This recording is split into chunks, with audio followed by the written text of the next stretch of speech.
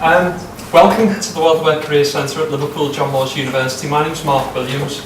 I work in alumni relations here at the university, and we have a calendar of events that we organise. And the reason why we organise these events and invite alumni, people from industry, members of the public, students and staff to them is because alumni relations at the university is here to provide a service. It's here to reach out to members of the community, but also to former students of the university, and say that we want to continue to build relationships with you and we want to involve you in the life of the university.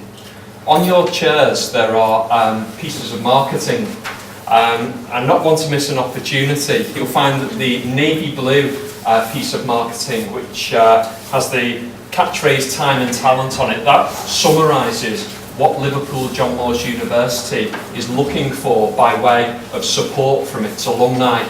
We have alumni engaged with the university, supporting the student experience, offering internships, offering work experience opportunities, coming back, participating in the curriculum and being guest speakers, and really giving our students the opportunity to understand how they can convert their degrees at the university into successful careers.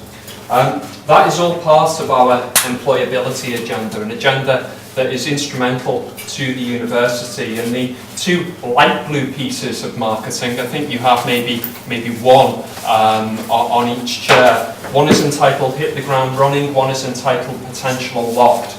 And what that highlights is how employable our graduates are, the skills we equip them with at the university, and how work ready they are by the time they leave the university. And the World of Work certificate, which is something that we deliver at the university and we encourage our students to participate in and get those World of Work skills, that is highly regarded in higher education and in industry also. So without further ado, after that introduction, I'd like to introduce you to a colleague of mine, Julie Connolly. Julie works in the School of Nursing and Allied Health, and she's going to provide you with a little bit more detail about why this event is tackling the topic of community engagement. So please give a warm welcome to Julie.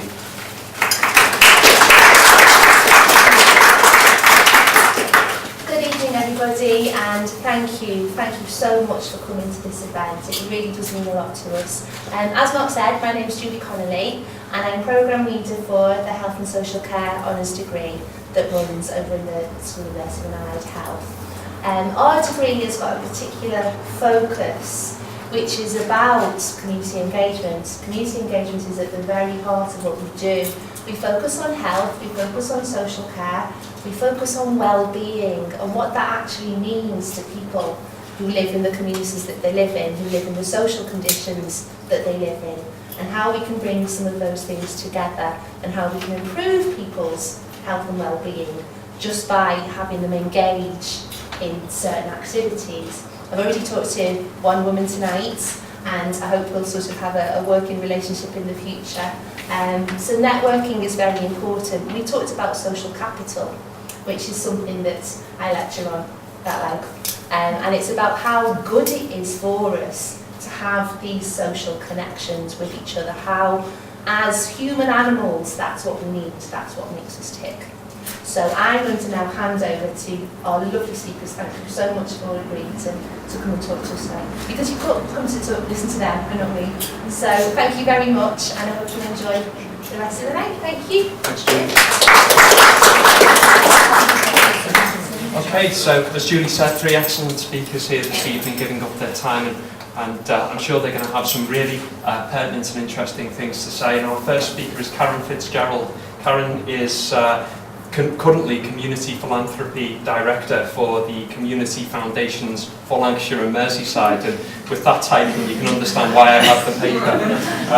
But in particular, Karen's role includes the facilitation and advice on community philanthropy for donor-advised funds and foundations.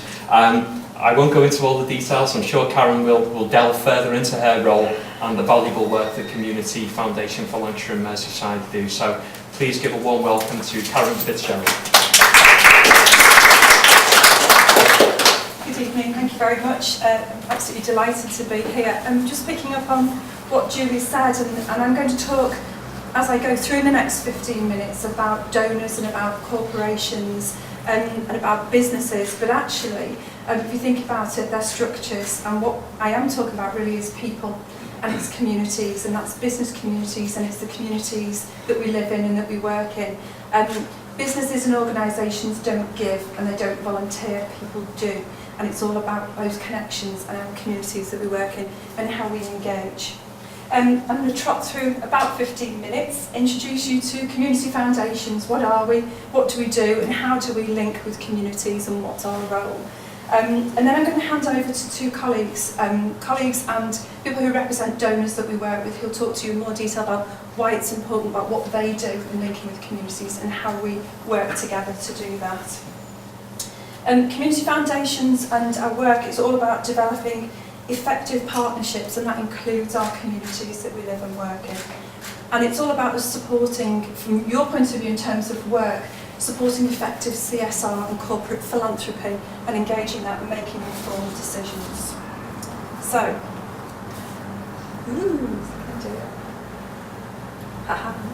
what is a community foundation? I'm working on the basis that none of you have ever heard of a community foundation, so apologies if you have. But we're a strange creature. We're a charity for charities, so we're a registered charity.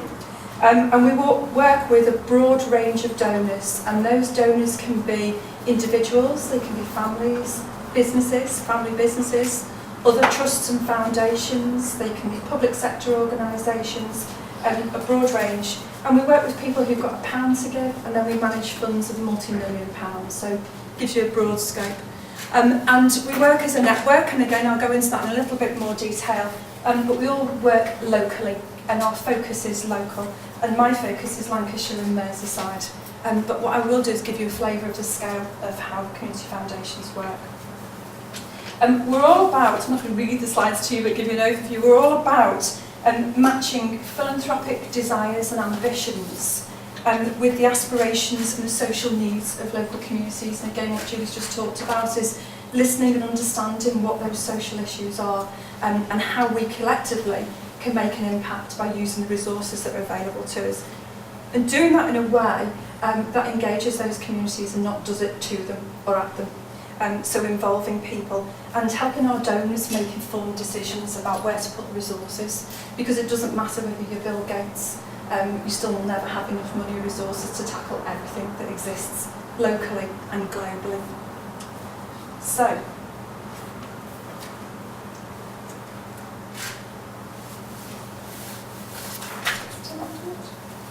there we go.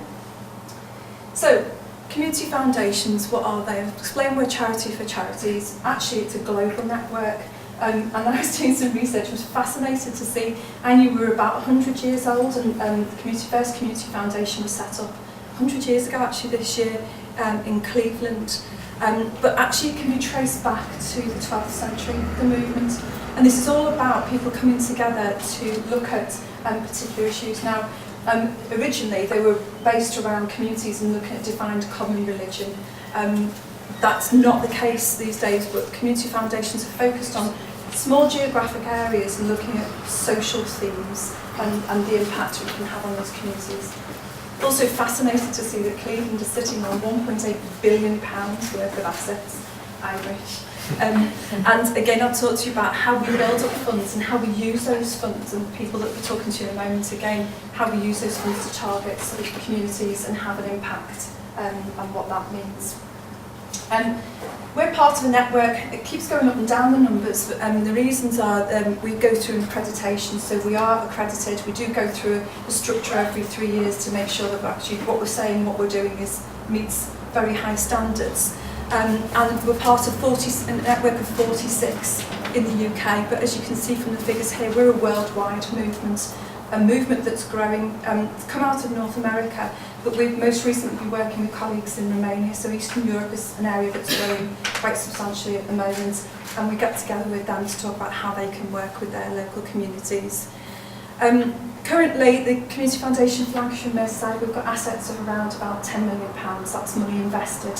That's money our donors have put with us to manage. to then grow that fund. And those investments generate funding that's then used for making grants and funding from £500 up to larger scale grants right across the area. Two of our biggest donors are Jamie Carragher, so some of you may be familiar with the 23 Foundation. That's Jamie, and he does his fundraising and money appears from God knows where in all sorts of strange and weird and wonderful places because of what he does, and he's very passionate and committed to his local area and his community because of where he came from and what he wants to put back into his community. And he's got over £1 million invested with us.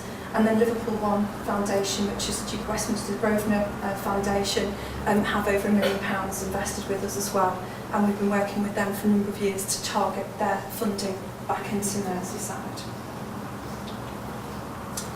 So what's our approach? What are we about? What do community foundations do? And we talk about having a theory of change. And our theory is that we want to have a positive impact on the communities that we work with to ensure they're vibrant and thriving. Can't do that on our own. And as I said at the beginning, it's all about effective partnerships, and it's partnerships with all the statutory agencies, with the communities themselves, and with our donors, so with the businesses that sit and work in our communities that have a real sort of passion because it's their customers and their employees who are connected to those communities, and it's about engaging with them. And again, my colleagues will talk in more detail about that.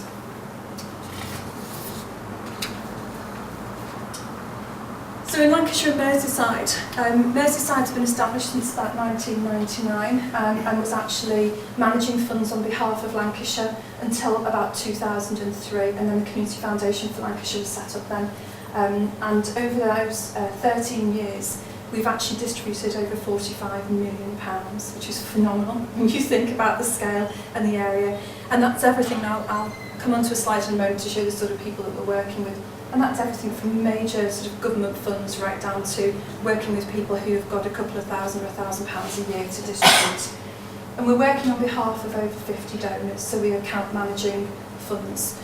And when I talk about that, our donors come to us for a variety of reasons.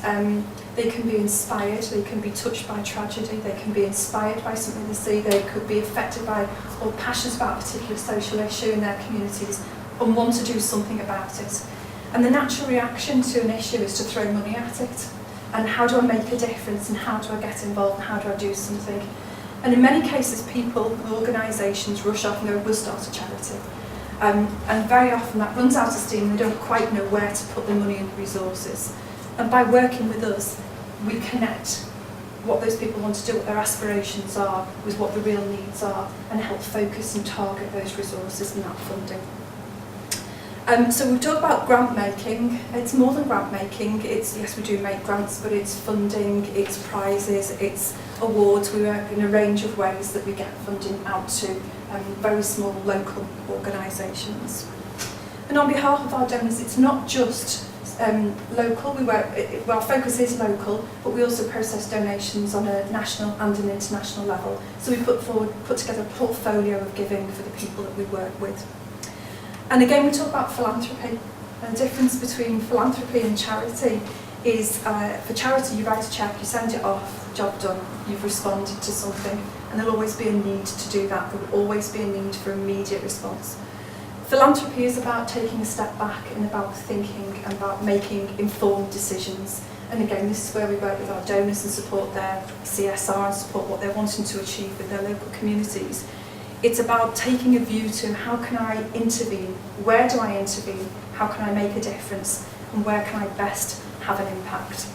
And it usually starts with money, again, always a need for that, but then the progression is staff time, resources, the skills that we have in-house, how can we use that effectively, and how can we connect that up with the people that need it and where they need it.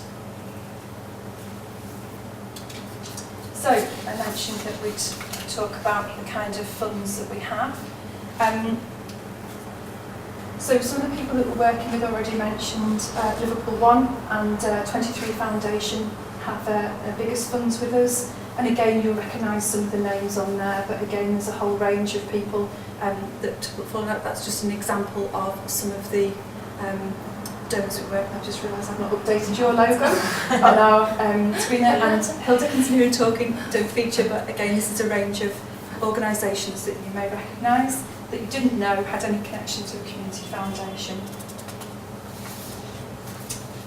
And then we manage funds and programmes on behalf of some other organisations. So you give your £5 to children in need, comic relief, sport relief, and how do they get the money out? How do they know what the real local issues are and where to go to? And quite often they come to us to say, how do you do this and how effectively can we get money out to the communities?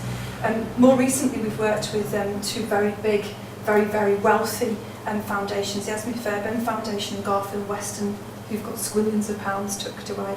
But what they're saying is we don't know how to get to local communities in Merseyside and Lancashire. We're not getting enough applications, we're not having an impact. Can you help us? And we do that. So again, just wrapping through. Again, it's about effective partnerships. So yes, it's money, but sometimes it's resources and it's expertise. And Deborah sits on one of our panels. So again, when we're looking at how do we give the money out and how do our donors know where to have their impact, it's bringing together local experts and people who have an understanding and passion for their communities, but also particular knowledge and making decisions to help us put that funding out to the communities. And a large part of what we do is understanding the difference we make in monitoring and measuring that impact. And it's feeding that back. So again, if you send your cheque off to a charity, it's great, but how do you know what difference you've made? And very important part for our donors is understanding the impact they're having in communities. That's just a little bit to show you. Originally, we managed lots of funds, public money, and predominantly now our funding is private money. So the £10 million that I've mentioned is all private money, and this is all about securing the long-term future of funds that will support communities forever.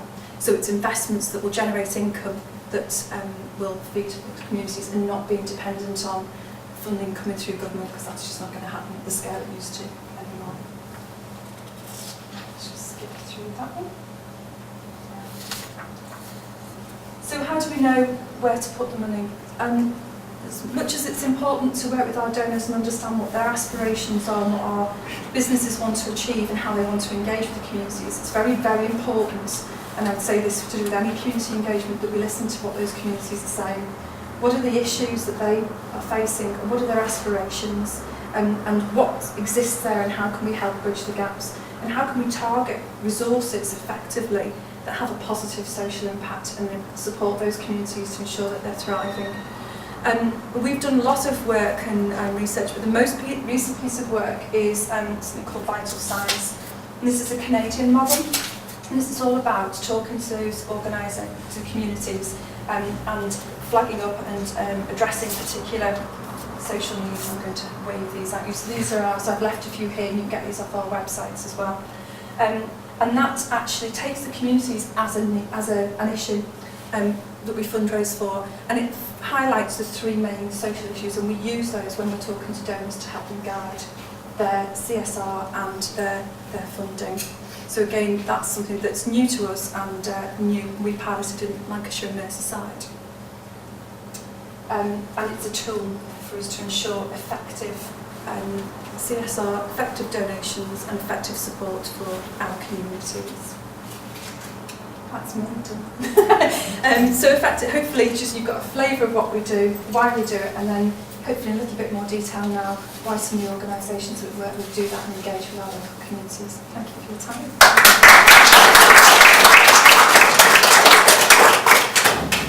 Thanks, Karen, and a great way to start the evening there with an overview of the impact the community foundations of Lancashire and Merseyside are having. If you just give me 2 seconds, I'm going to change the presentation to Andrew's before giving him his introduction. So our next speaker is Andrew Rushworth, who is HR Director at Hill Dickinson. You'll know the international law firm that's situated in St Paul's Square. Andrew sits on the executive team, leads the HR and learning team across Hill Dickinson's business, and has previously had roles at KPMG and Atos Consulting. So please give a warm welcome to Andrew Rushworth.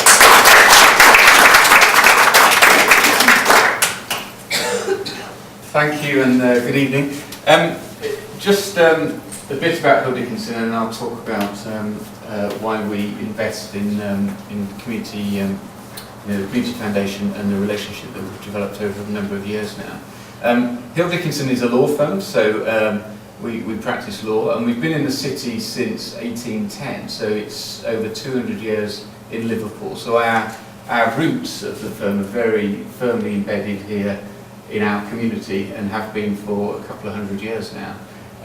We have developed beyond that, and in recent years we've developed an international presence, and only as recent as October last year we opened an office in Hong Kong. So we've now got a number of offices abroad, Hong Kong, Singapore, the Piraeus in Athens, and Monaco, which is an exciting development for us. But Liverpool is very much our head office. Probably 2/3 of our people are here in Liverpool, about 850 people, which is one of the largest employers. I think it's the largest employer in the legal sector in the city, one of the largest in the sort of professional service firms.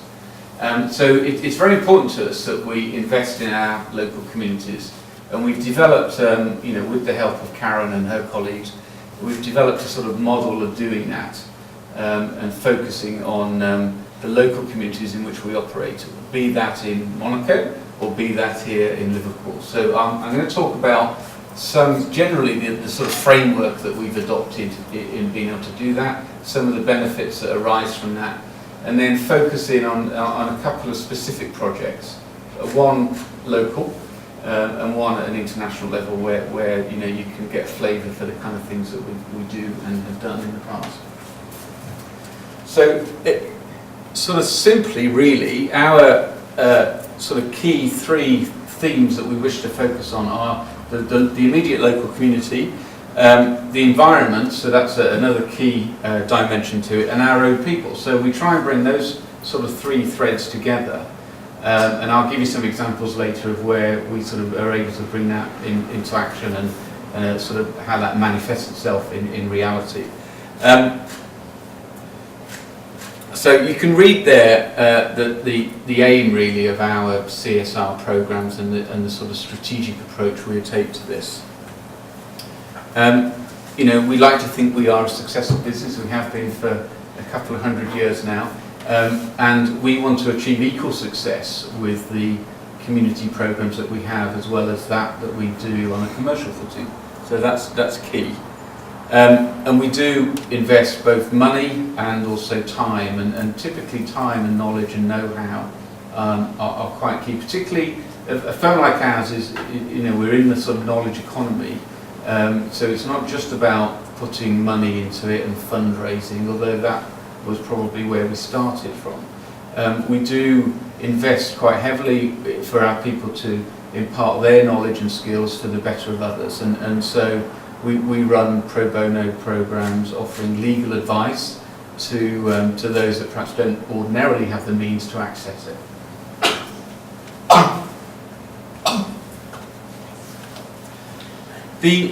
I suppose our approach to this was very much at a local level. So we recognised, and this is a sort of our journey in a way, we started from my, I suppose, days, 7 years now with Hill Dickinson. We were very much focused in the earlier years on fundraising, and we had a Charity of the Year type programme, and typically they would be national brand charities, and many of which you'd have heard of.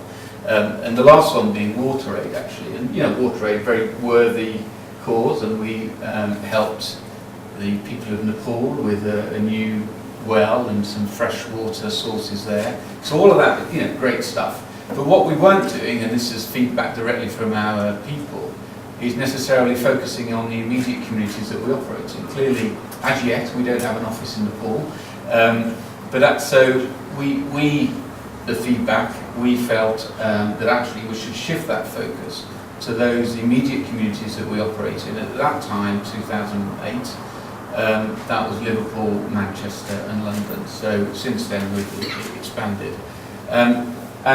And here in Liverpool, we made that connection then in 2008 with the Community Foundation for Merseyside. And it was the same year, the Capital of Culture, and there was a particular endowment fund launched in recognition of the Capital of Culture. So we invested a sum of money that is gone into an endowment fund, and that generates interest, and I think it's Rathbones that look after the investments, and that enables us to then make some grants, and that started off as a modest amount, but since then we've been adding to that, and other funds have come along that attract a certain matching or from government, etc., to build, we're not quite at the millions yet, but we hope over a period of time we can provide then becomes a lasting legacy in order to make grants from. And then in addition to that, we contribute through fundraising what technically they would call as pass-through, so it's immediate funds that are available to distribute to local projects. And it's with the support of the Community Foundation that we're able to identify those projects that largely would go unseen, I think, and they haven't got the budget to have telly adverts or have sort of international campaigns like a lot of large national and international charities do. They're local projects that maybe need a couple of £100 or a few £1,000, but it's right grassroots level, and the benefit is going directly to those that are in need. So that's our approach, and we've set up now a relationship on the back of the success that we have here in Liverpool with the Community Foundation in Manchester. It's called Forever Manchester, and we have a similar arrangement there. And indeed, Sheffield more recently. And London, we have a slightly different model, and I'm not sure it may have changed, but at the time, the Community Foundation in London was very fragmented, so there wasn't a single point there in London, but that's something that we're looking at in the future. And it has helped us enormously to engage the people in the local office, so they can identify what projects that they want to support and go through a selection process, and also connect at a very real level beyond the simply giving money. And I'll give you an example of this here in Liverpool. So one of the first projects we identified with the help of the Community Foundation was a community centre in the North Everton and Bretfield area, and I think it's the BNIC, the Bretfield and North Everton Community Centre, and that, as many as you would know, that there's a particular challenges in that area of Liverpool, and they were finding and had identified a real problem on match day. So I'm sure you all know that part of Liverpool is homes of both the two major football teams here, and football being a big passion of most people in Liverpool. It was and is to the local kids, and yet they don't have the economic means to go to the match each day.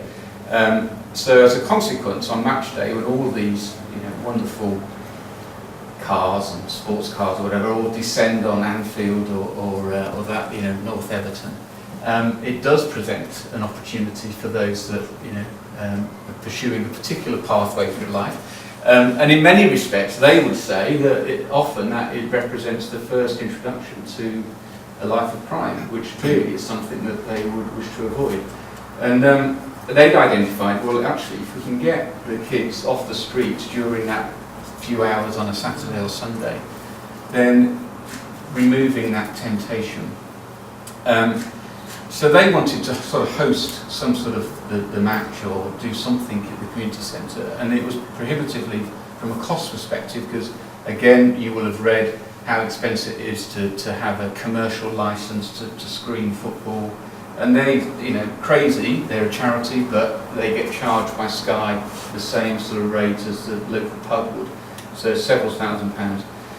So they said to us, well, actually, if you can help us with this, it would have these consequential benefits. And frankly, I was a bit sceptical of this. Well, so we're going to fund, to buy the Sky and all the sort of digital equipment. But we were guided by the guys there who clearly understand what the local problems are. So we did this, and in fact, the benefits arising from that have been quantified, and the local police and the community support people there would say, as a direct consequence of that, the crime rates during match day have gone down, and it, almost overnight, there is that sort of cause and effect, and which is tremendous to sort of get that direct feedback that from our perspective, quite a modest investment has enabled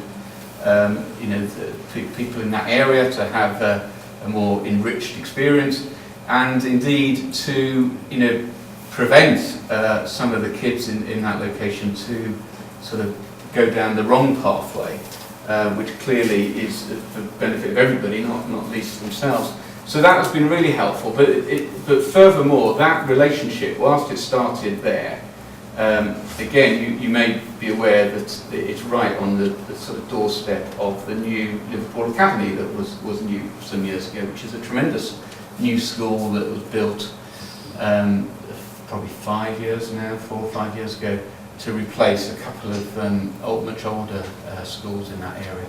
And one of the project leaders sits on the board of governors of the school, so as a consequence of that relationship, they introduced us to the school.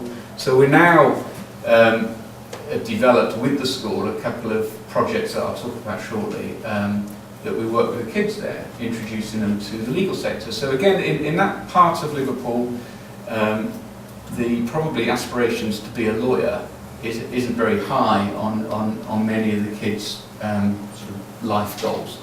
And that's one of the problems we face in our sector about barriers to entry. It's still seen as one of the professions that is unobtainable for those from a particular background. So we're working on that with the North Liverpool Academy to assist in developing an entry level to an understanding the sector that we operate in, which may subsequently lead to employment opportunities. So that's a sort of direct outcome of the project that we first started some years ago. So I guess that's why what we mean with seeking to align our interests to that of the local community. So what we're interested from a purely commercial perspective is having great people that we can recruit locally, providing a career for them that then they can provide value to us as a firm so we can all prosper. And for us to do that, we need to rely on highly skilled, highly educated people in the immediate local area. And there are certain parts of this city that is a bit patchy, and we will benefit. It may not be an overnight benefit, but we will benefit, as indeed will many employers in this region, by investing in the development of people in the immediate local area. So we have had to, rather regrettably, rely on recruiting people into specific roles in our firm, who are either people that are returning from London. They may have sort of started their life here in Liverpool, gone down to London to develop a career, and they're sort of seeking to come back, or the sort of much wider across the northwest. And ideally, frankly, we'd like to be able to recruit directly from Liverpool, and it's not always possible because there is a skills shortage in certain parts of the law that we operate in. Our roots, rather unsurprisingly, are in shipping. 200 years ago, Liverpool was clearly a big sector for it. So we do have sort of some quite esoteric areas of the law that we operate in, so which doesn't necessarily match the immediate skills that are available here in the local labour market. So part of the benefit for an employer is to ensure that we are investing in the right skills that we need for the future. So that's what we mean, but we're sort of trying to align our own interests with that of the community. And I suppose emphasising this point that the legal sector is seen and is accurately characterised as one that it's difficult to break into if for those from a particular social background. And one of the objectives that many legal bodies have set, not least firms like ours, but the Law Society, the various sort of government departments responsible for the legal sector, is to break down those barriers. And one way to do that, and frankly the only way to do that, is to go directly to schools. So university is too late, really, because those sort of choices have already been made further sort of upstream. It's at the schools that we need to place that emphasis, and that's I'll give an example of that later. So moving on to some of the international work that we're doing in the sort of widest sense of our communities, is and on the sort of addressing our environmental needs. So we were the first law firm to express ourselves as carbon zero. So we have a program where we offset the various CO2 emissions that our various offices and the amount of travel that we do, etc., that generates. And we've invested that offsetting program in Kenya and Uganda, and this is an example. So there's the villages in this particular area. There's a tradition there of cooking on what is called a 3-stone, which is a kitchen killer, and as you say, equivalent of smoking 60 cigarettes a day. I'm going to have to be a bit quicker here.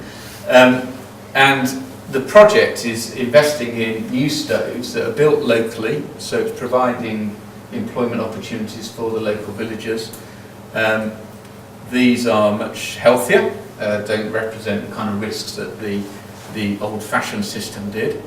And not least, the children would, they couldn't go to school because they'd be out collecting firewood. So it means that there's more children now being educated, there's jobs being provided for the local, I think it's probably mostly men in Kenya and Uganda.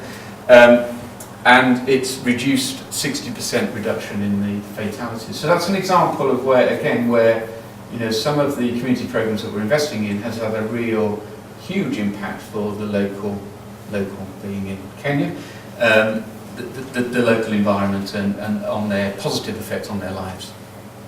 Now, closer to home, some of the school programs that we're investing in, we ran with North Liverpool Academy a sort of high potentials program. So they identified in the year preceding when you do your GCSEs, I think at year 10, the sort of high achieving individuals in that group, and recognising that they exhibited some talents that they wanted to nurture further. So we, in fact, with Mando, who you will have seen, we're also one of the partners of the Community Foundation, together with Mando, we invested in a programme for those kids, which involved both experiencing some of the workplace. Mando is a creative design agency, we're a law firm, so quite different, so depending on what their preferences were, we directed them to one or the other. And in addition, we did a series of workshops with them over a period of time, which culminated in a week in the Lake District. So, again, not the kind of opportunities that they would get normally. We were able to take them away to the Lake District. Some of the learning and development team from Hill Dickinson joined them and coached them around some of the skills that they would be able to put into place later on in life. So that's been a real success. That led to further discussions about linking in with some of our young sort of trainees who are at the very early stages of their legal careers, to be able to mentor some of the school kids. And again, seeking to break down some of those barriers that perceived or otherwise that exist between the legal sector and some of the school kids that may very well have the potential, but perhaps don't have the belief or aspiration that they can make it in the legal sector. Which leads to some work placement opportunities, and let's say speaker events. We run a programme of events in Liverpool where annually we have quite a sort of keynote speaker, and it's actually run by our sort of women's group. So none of the men are allowed to go. And in the last 2 years, we've had Sherry Blair come and speak. So she came to speak, and we invited some of the female sixth form students from the North Liverpool Academy to attend. So we're giving them the opportunity to come and both sort of hang out in a law firm, but also see someone like Sherry Blair speak, and which again is quite a unique opportunity. Finally, this is something that we're focusing on this year, and it's just sort of demonstrating how we've gone from charity giving, fundraising, through to really, I suppose, a more engaged way of utilising our skills and the skills that our people have for the better of others. And this is, mediation is, I suppose, an alternative way of resolving conflicts, and in the legal sector, it is a growing trend for utilising mediation as opposed to litigation in courts. And it's, I suppose, a more cost-effective way of resolving disputes and a more friendly way, really. So, we, as a consequence, we have a number of people that are skilled mediators. And there's a programme that we've done one workshop and we're seeking to do more this year, is bringing into schools a process of mediation training. So for the sixth formers, 50 kids at a time, so it's quite a big workshop where we bring our people in and we coach them in peer-to-peer mediation. And some of the benefits are listed here. And I suppose actually, I mean, sadly, this week it demonstrates, that for some school kids, finding an alternative to disputes or falling out with one another or whatever it may be, clearly has some benefit. And it's a life skill that they can learn at a very early age and utilise that in many different spheres subsequently. So tremendous impact and feedback that we've had through this process.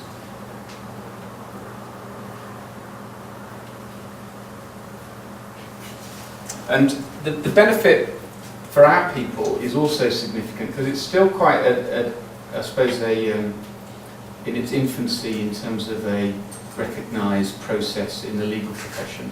So there is a need for our people to be better skilled and better trained in mediation. So it does give them an opportunity to sort of hone their skills in a sort of safer environment, if you like, than a sort of multi-million-pound commercial mediation process. So there are some benefits that we as a firm get in providing an opportunity for our people to try out some of their skills in a school and educational environment before perhaps moving on to some heavyweight commercial type work that ordinarily would be the type of things that we would do and expect of our people. Okay, so I think I'm just about run out of time, but in summary, I think what I've tried to demonstrate is that the journey that we've taken with the support from the Community Foundation is one from fundraising and maybe the more sort of traditional charitable giving that you would recognise, through to a more sophisticated way of engaging with the community, but also utilising the know-how of our people and giving them an enriching experience as well as those the communities that we operate in. And we hope that all this will come full circle, where in a few years' time we'll have some of the kids or the former alumni of North Liverpool Academy fulfilling meaningful professional roles in Hill Dickinson or indeed beyond in the legal sector, which hitherto has been a very difficult sort of entry point to crack. So that's some examples of what we're doing. Okay.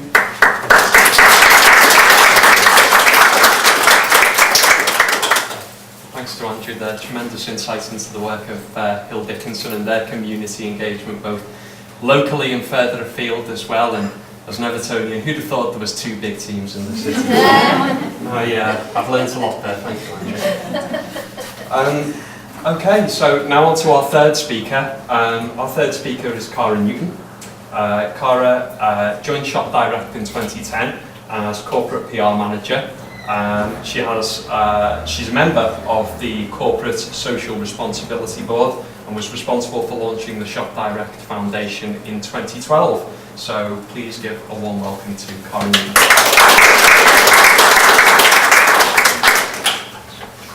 I am from Shop Direct. We're the UK's fourth largest online company behind Tesco, Amazon and eBay, but you probably know us better as Littlewoods, Very.co.uk, Littlewoods Ireland, Isme, K&Co and Woolworths.co.uk. And we're based in Speke in Liverpool and have been for many years. So I really want to talk to you about why companies do all of this stuff, why it's important to them, and absolutely what the business benefit is from taking part in some community activity. And then I'm going to give you a quick run through about what that actually looks like in Shop Direct. So corporate social responsibility at Shop Direct takes in a huge range of things, of which community investment is just one element. For us as a company, it's about environmental management, about responsible marketing, a huge issue at the moment, responsible lending. We have a credit arm to our business, so how do we lend and who do we lend to? And also ethical sourcing. You'll have seen a lot of the issues in the news at the moment around Bangladesh and lots of companies. And we source internationally, so that's a huge importance to us, and absolutely community investment is up there. And we see our communities as Merseyside, where our head office is based, Greater Manchester, where a lot of our operations are, the UK generally, Ireland, and also Asia, where a lot of our sourcing comes from.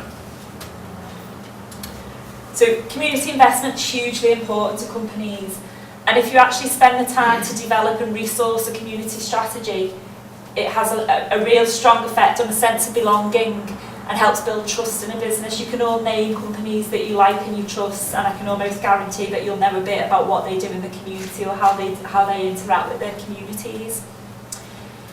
The biggest thing for us is our community programme is about bringing us closer to our customers. It helps us understand the issues and challenges that they face and what we can do to support them. I think for us and our customer base, a lot of our customers are facing difficult times at the moment, and I think sitting in a head office quite far away from it, you can become very distant and not understand what's going on in your customers' lives. It absolutely helps protect our licence to operate, and it creates a bank of goodwill. Again, helps us to protect our reputation if things do go wrong, which they always will in companies. We hopefully have a track record to be able to protect us against that. It helps us build strong and meaningful relationships with key stakeholders, and it helps them get a holistic view of the business. And what we mean by that really is our local government, national government, opinion makers. If we're trying to speak to them about the business, this really gives us a great platform to be able to do that. And rather than just understand the contentious things about a business, it helps them get a holistic view of the whole business and understand all parts of the business and how they work together. And absolutely it can create a competitive advantage for companies. A lot of companies have tied into that, and you'll see it written in all the marketing materials. They'll talk about what they do openly in the community. People like Innocent and people like that have made it their competitive advantage against others. So for Shop Direct, why is it important to us? It's a key element of any purpose and values-led organisation. Our ambition is to be world-class. We have a purpose, which is to make good things easily accessible to more people, and all of our community strategy absolutely fits into that purpose.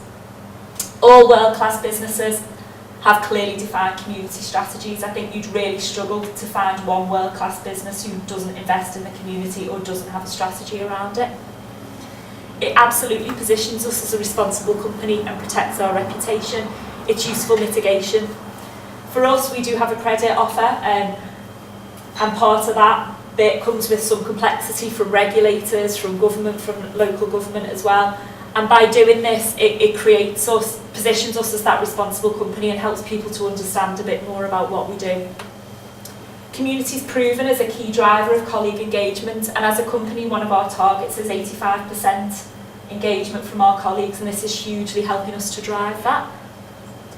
A community strategy helps attract and retain talent. All surveys, CSR is constantly quoted as the second most important thing when graduates are starting to look around and think about where they want to work and which companies they want to work for. I think salary always comes first, but second place is always CSR. And being based in the Northwest, we struggle sometimes attracting talent and attracting skills because a lot of our e-commerce and online skills are very London-based. So this is a huge competitive advantage for us. Over the last couple of years, we've massively strengthened our approach to ethical sourcing. We're members of the United Nations Global Compact and also the Ethical Trading Initiative. And now's the time that we've really started focusing on the community element of CSR and what that means to us. And it's absolutely at the heart of our heritage. Littlewoods was set up by John Moores, who's probably one of the country's best known philanthropists. And his family still do a lot of that stuff, and it's absolutely part of our DNA as a company, and we're really proud about that. So probably the main mechanism for all of our activity is our Shop Direct Foundation. The aim of the foundation is to create safe and inspiring environments for children, young people and families that impact positively on local social need. And this goes back to some of the stuff that Karen was saying. It's about listening to communities and understanding what it is that they need or that they want, rather than us going into communities and telling them what we think is best for them. We give in Merseyside and Manchester, so absolutely our two main areas of operation. And we're about to pilot next month in Dublin, using Littlewoods Island name to look at that. We give grants of between £2,000 and £10,000 to small grassroots charities. And actually anybody that meets our criteria is then presented to two colleague panels, one in Merseyside, one in Manchester, and it's actually our colleagues that get the final say on who we support and how much. And the big thing for us is that through those panels, they often know a lot of the charities. They've used them themselves, their neighbours use them, family use them, and that's great from us from an engagement point of view. We give a mix of flow-through funds, so we put money in and it goes straight out to the community, and we're also building up an endowment fund and taking advantage of the government match that's on at the moment. It's administered by the Community Foundation for Merseyside. And in addition to the grants, charities receive support to build capacity within it. It's not about making charities reliant on our support, it's about how can we support them so that they have the capacity within the charity to start to be able to do more themselves. And that was our main reason really for choosing the Community Foundation as our partner in that, because they can help us do that. We link it to our volunteer programme that I'll talk about in a minute. And also we've spent the last year really raising the profile internally with our staff, and it's been received so well by every single person that understands about the foundation. We used to do a lot of stuff around comic relief and raise money for Bernardo's and NSPC and PCC and people who were great charities and do lots and lots of good work, but we never knew what happened to our money. We never saw the people that were impacted by it. With this, we actually get to meet and talk to the people that we've made a difference to. We also have chosen partner charities, and the reason for this is that we're inundated with requests really, and we wanted to choose a small number of charities that we could build long-term relationships with, that we understood more about them as an organisation, and also they understood more about us and how we worked. So it just maximises the benefit for both sides. So we work a lot with Alder Hey, who are a national charity that you'll all know are based in Liverpool. And we have huge amounts of sample stock, so all of our samples that are used for photo shoots and all that kind of stuff. And we donate all of that to Alder Hey every year, and they hold sample sales for parents and children and staff and the public. And I think that raises about £70,000 a year, so it's not an insignificant amount. Around Christmas time, we always give a donation of some gaming equipment or some craft equipment for the children to be used throughout the year, because sometimes it's pretty miserable being in hospital, and hopefully some of that stuff can create a bit of light relief for them through it. And we also give them a donation from our charity ball. Baby Lifeline, who are a national charity that we met when we sponsored the Pride of Britain Awards, and we sit on the corporate Met Partners board and hopefully give some expertise to that, because like Andrew was saying, it's not just about the money, it's also about skills and advice we can give. They particularly want some guidance around public affairs and how they work with the NHS and how they work with local and national governments. Retail Trust, who are the major charity for the retail industry, and they operate our employee assistance line. Fashion and Textiles Children's Trust, who are quite a small charity that was started by Charles Dickens in 1800 and something. And they give grants to the children of anybody that's worked in or around the fashion or textiles industry. And those grants are in two parts really. The first one is around people who have any kind of special needs, where they need some mobility equipment or things that aren't provided by the NHS. And they will actually purchase those for them. And they also support special talents of children. So that can be anything from if somebody gets into the Royal Ballet School and needs a lot of equipment, or if we've just had a case recently where someone's son got onto a catering course that they'd wanted to do, but they actually couldn't afford to buy all the equipment that they needed. So Fashion and Textiles Children's Trust were able to purchase that for them.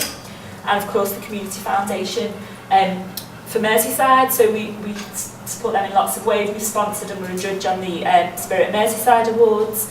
We're a member of the Merseyside 100, which is a giving panel, and also we're a founder member of the philanthropy movement that's just started there.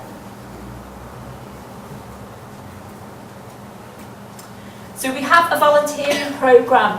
This is kind of in its infancy at the moment, and we're looking to really increase this over the next 12 months.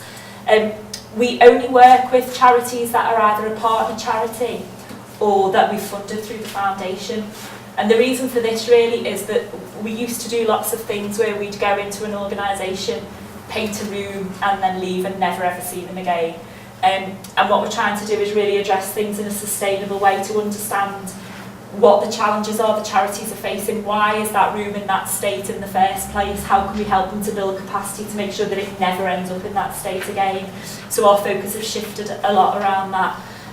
But the exception to this is we do actually work with schools, and we're looking to do a financial education programme around household budgeting over the next year. Like I said, financial education is a huge issue for us, and it's about how do we get people early enough in their lives that they understand basic household budgeting skills. And the programme that we'll be doing will be using colleagues from across the business to go in and volunteer to deliver that, and that will be in schools across the North West. And also colleagues will be able to nominate the schools they'd like to take part, so hopefully it'll be the schools where their children go or their nieces and nephews or grandkids go to. We operate a Helping Hand Match giving scheme, and what this is about is as we've become more strategic in the charities that we support, we've had to say no to a lot of colleagues who've approached us for stuff, and people who really love doing something for children in need every year, and we're not doing it as a business anymore because we're more focused on our foundation and some more strategic things. So what we will do is support any colleague that wants to do anything for any UK-based charity, as long as it's not political or religious. We will match the amount that they raise up to a value of around £200. And that is always British Heart Foundation, a lot of the cancer charities, and that's people who run marathons, do 10Ks, cake sales, all that kind of stuff. And it's helped soften that message really about being more focused with our giving. And we're about to launch that in Ireland at the end of this year as well. Christmas for us at Shop Direct is huge. We do a third of all of our business in the last 8 weeks of the year. And we hold, every other year, we hold a charity ball, so it's going to be our third one this year. And we're hoping to raise £130,000. We hold that in the arena. And that money goes in to fund our foundation and fund some of the other stuff that we've talked about. We always give an annual donation of gaming or craft to Alder Hay and also Great Ormond Street, because we have an office in London as well. And this year what we're looking to do, there's lots of sporadic activity that goes on sites, and lots of people doing Operation Christmas Child and lots of things like that. So what we've decided to do this year is to try and bring everybody together as one of our values as an organisation. And we're going to do giving trees at all the sites, so they're going to be trees with, instead of being decorated with baubles, they're going to be decorated with gift tags.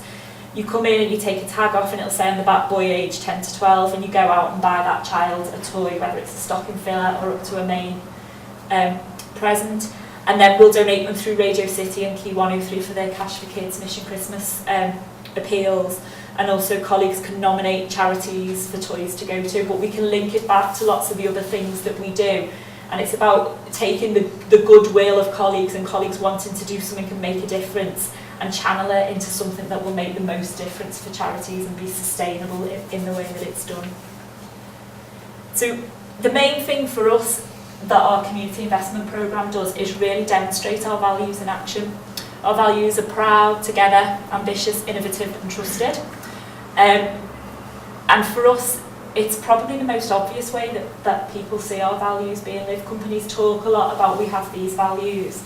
And for us, this is how we show our colleagues externally, our customers, that these values mean something to us, and this is how we're living those values.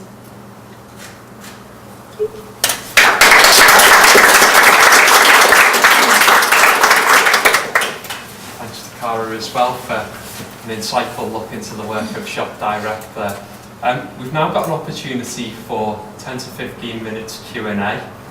So we're going to invite Karen, Cara and Andrew to sit on our stools. What was that programme Silverlock used to do? I can't remember. But if our speakers would like to take a pew, as they say, and we've got sort of 10 to 15 minutes of Q&A. So if anybody has particular point from the presentations they'd like to refer back to, or a burning issue around community engagement, or perhaps you work for an organisation that's looking to start a community engagement programme and there's some some information about how do you set up those types of programmes that you might want to ask one of our 3 guest speakers. So by all means, pop your hands up and ask a question to one of our speakers.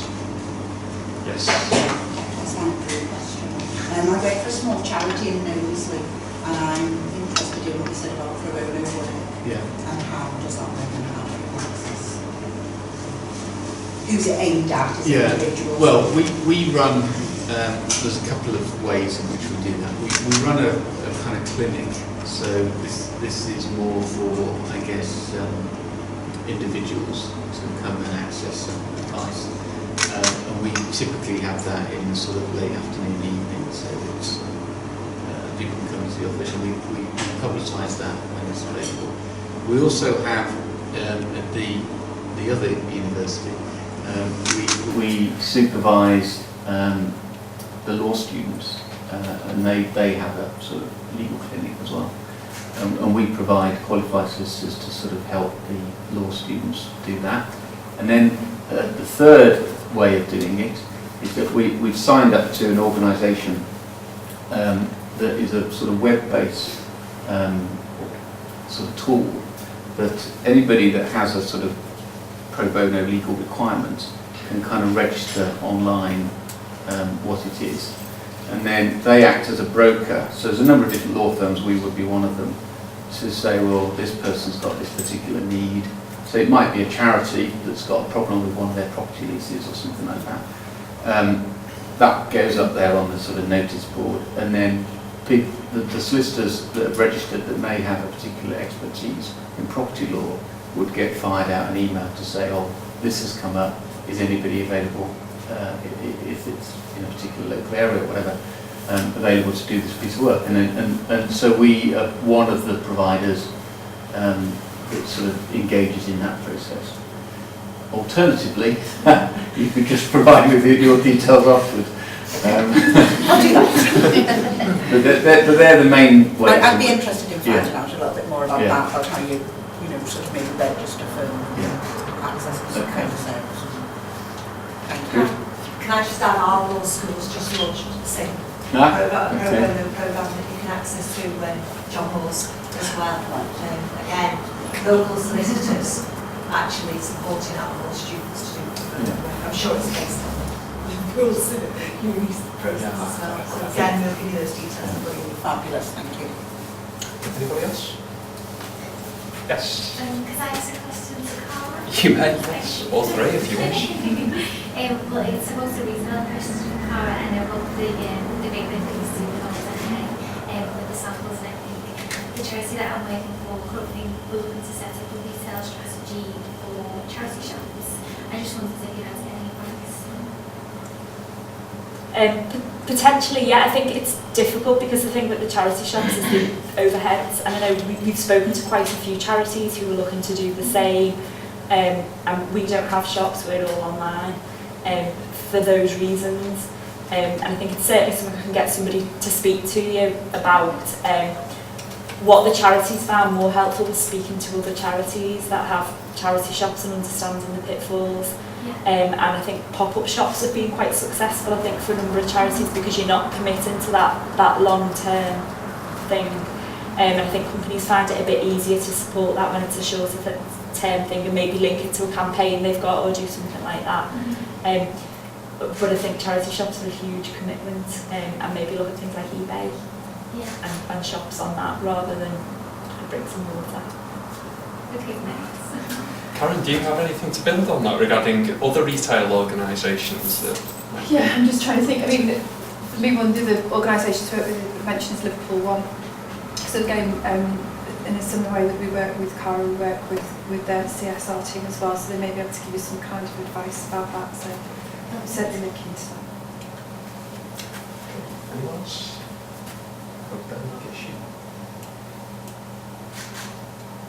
Can't let them off that late. Even if we go back to the same people. myself and my colleagues, we represent Knowsley User-Led Organisation, which is a small community group, and we're very much struggling for possibly capacity building, but also for funding. Is that something we could speak to the Community Foundation for Merseyside about? Yeah, absolutely. In terms of capacity building, we work very closely with a range of partners. So I think, as I said, this isn't something we do on our own. This is all about bringing together the right partnerships to address the right issues. So we work closely with the CVSs, Council for Voluntary Services, and other organisations on capacity building. And then there are a range of our donor supporters that are offering support and skills to help as well. So there's certainly things through that. In terms of funds, it's a slightly strange one. It's a bit chicken and egg. We can give out what we've got, and we can only give it when we've got donors bringing it. And as I mentioned before, the days of mass sort of public money coming through government funds is more or less gone. There'll be bits and pieces that come through. And we're all about working with donors and building that donor base. And sometimes they'll come to us and say we want to work across a particular theme, social theme, across Merseyside, or they may say we want to do something specifically in Knowsley. So it's a little bit what we've got, and when we've got it, and how much we've got.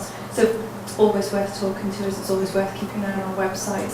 And we don't know who might turn up tomorrow with a nice bag of swag for Knowsley and what we want to do. But there's always, so it's constantly, what we talk about is having a pipeline of donors. So it's about, we don't have a big marketing budget. We don't go out and promote ourselves. It's very much about networks and getting to know people and recommendations and things. So we're building that donor base all the time. But the other side is understanding what the needs are and trying to match up. So the more we know, the more we can hopefully find people to help. I think what's a lot of what you were saying earlier is making me think it would be beneficial for us. Absolutely. Always so that talk you're and find more out, aware yeah. of what the needs are that we're looking Definitely, at. yeah, no. Because as residents, we don't understand how to put funds in business, and No. we need, education around stuff like that. Absolutely, and that's a really key issue. And I think what we try to do as a part of our role in good sort of work between the two sides is when we're talking to our donors, it's let's put together a process that's simple and straightforward for people to engage and apply. And then how do we make sure that we're also doing due diligence and looking after people and protecting the funds and making sure where the money goes, it's going for the right thing, and we're getting the feedback and looking at the impact that has. But let's do that in as a lighter touch way as we possibly can. So if you're applying for £200, we don't process you to death in the same way we would if you're applying for £2 million or £200,000. So we're always working with both sides to try and make sure. What we don't have, there's 12 of us that do this at the Community Foundation. We manage a huge resource, but we don't have the time to sit with every group. But hopefully what we know is people who can do that. So again, it's always worth talking to us about who we know. Could I ask that? Because I once sit on 2 of the boards of Karen's grant-giving boards.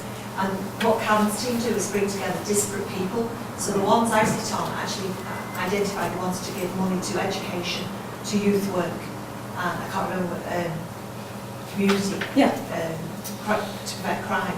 So I got invited to go on that board for a limited period of time, like 2 years or something, to represent education. And the people sat around there with me come from completely different areas. So when we get the information from Karen, it's similar. Everyone's asked to fill the same form in. We can read it and we can know that person's got a bid writer. And the next one we can read has got typos. They've not put the fancy words in there. But you know what, as a board, there's enough of us there from enough disparate organisations to say, you look past it, that one's very fancy and isn't that great, we'll give them the money. You actually read the documentation from Karen's team and it tells you whether they've had funds before, whether they've sent back their evaluation forms, and that's all the stuff you want to know. Is there a legacy? Is it just a one-off payment, or is it going to be something that's invested in? That all gives you the confidence as the grant person looking at it to say, right, it doesn't matter, it's got typos, and I can honestly say the typos don't matter. It's the information underneath and the guidance from Karen's team, and they do really strong due diligence. We always get a Frank or being out to see them. I've check this out, and the questions we would ask, they're usually preempted with the information they give us. And it's really, I thoroughly enjoy doing it, and give up my time to do it. I feel quite blessed to be doing it. Do you know what I mean? It's an honour and a privilege to be able to do it. And I think that's like about building up a network between the us one thing with. for the two charities I do it for, the Cam's team, there's an awful lot of Liverpool bids. I live in St Helens. There's very rarely bids from St Helens. I grew up in Knowsley. There's very rarely bids from Knowsley. There's a few more from Wirral. Yeah. Knowsley, Halton. Do you do Halton as well? Yeah. Knowsley, Halton and St Helens. There's never that many bids, so I go back. We'll change that. I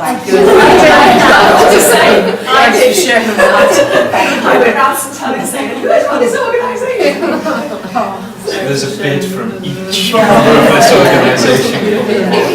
There we go. Yeah, because you will then really, it's about why.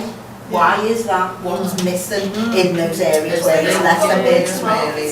No, and I think as well that across sort of the community and the charity sector, I mean, I sit on something which is called the Regional Funders Forum, so that's other big organisations that have funding, so it's lottery people, it's heritage funds, it's all sorts of people in the northwest, and we come together and go, what's going on, how can we get our information out, who's applying, where have we got the gaps, and I referred earlier to some big national foundations that are struggling to get applications. It's crazy. The public money's going down, there's social needs going up, people don't know, people aren't getting applications, and I think there's a whole layer disappeared in terms of capacity building and helping people with bid writing, and those kind of jobs have disappeared. So it's how do we get the information out? And one of the things we're looking at doing is developing community champions. So as a team, we can't get out to everywhere, but what networks do we use to get the information out and get information back in again? So if we've got a fund specifically targeting young people for projects that have to be run by young people in a particular area, how do we get to those networks that do it? And we're constantly looking and building and enhancing that, because that's what our donors are asking for, and that's what we said we deliver. So it's organic. It's always changing and moving. Okay, I think we've got time for one more question. Yeah, it actually follows on from those comments around charities. You all mentioned what I would call national brand charities. And one of the things that I've noticed recently, and in our own institution we have corporate charities, and a couple of those went to local branches of national brands. And what I think is really saddening is that there are very small scale charities that have massive need, that don't have the capacity, that don't have the networks and infrastructure that Macmillan and all these big charities that are industries really have. So I wondered whether, as organisations, you had a policy around how you balanced or whether you had a recognition that these national brands actually come with an awful lot of capacity already that the local charities just don't have, and how you balance that need. Not saying that the national brands don't do a great job, because they do, but I think sometimes they overshadow the very local work, like these guys and like loads of other local charities I do. think they absolutely do, and we took a very deliberate decision about 3 years ago to not support national charities. So the ones that I talked about, Baby Lifeline's actually 2 people, but they look after the whole of the UK. Alder Hay, we've been working with for 80 odd years as part of it, and actually it's national but based in Liverpool and takes from the northwest, which is around that. It was a huge battle to fight internally to come away from that, because I think people like cancer charities and like British Heart Foundation and like the NSPCC, and we still have difficult conversations with colleagues who, especially every time it's comic relief or children in need, I know I'm going to be inundated with requests to do things. And what we're really trying to do is exposing our colleagues to some of the smaller organisations and literally going to meet them, going and doing site visits, showing them films. And once they've seen that, we never get any pushback. And it's also getting them to understand that we can give £2,000 to a charity, a local charity. It makes a huge difference and has an impact on people's lives. I can give £2,000 to Bernardo's, and while I'm sure they'll say thank you, it's not really going to do anything compared to the local thing, but it is really difficult. it is really difficult to manage that internally, and that's why we have the match giving, to be able to say, go and do whatever you want to do for whatever charity, here's how we'll support you. But as a company, these are the charities we support and how we give. Part of our starting point is when we're talking to our donors is listening to what their passions are and where they are now and what they want to achieve. And then using talked to you about vital signs, but our information, our expertise, and talking about local and demonstrating and showing, giving examples. So I would never say, don't give to the big national charities, that's fine. But don't take off your sensible head when you come to your charitable work. It may be an emotive response to something, but then you use your head to manage that. So in the same way that you would budget for anything else, budget for your charitable giving in the same way. And if you want to support a national charity, keep doing that, but think about the impact you can have. And I can give you lots of examples by how putting similar sort of resources into lots and lots of small local charities. Again, if children is sick children is your passion, we can do that, we can show you that, but again, very local things that have that impact. And that's what community foundations are about. So international movement, all of us working on a very, very local level. So it's about having a portfolio of giving, and it's about that, then it's letting go a little bit, but it's that journey and getting people to have that local connections. That's part of what we do with our donors. I mean, I would just simply add that was the principal reason that we were attracted to the Community Foundation Network, which it enables us to move away from what was the brand sort of approach to donating to grassroots projects and use the foundation network as a broker to access local need and local projects. Well, that's it for this evening. So if you can just show your appreciation to Cara Newton.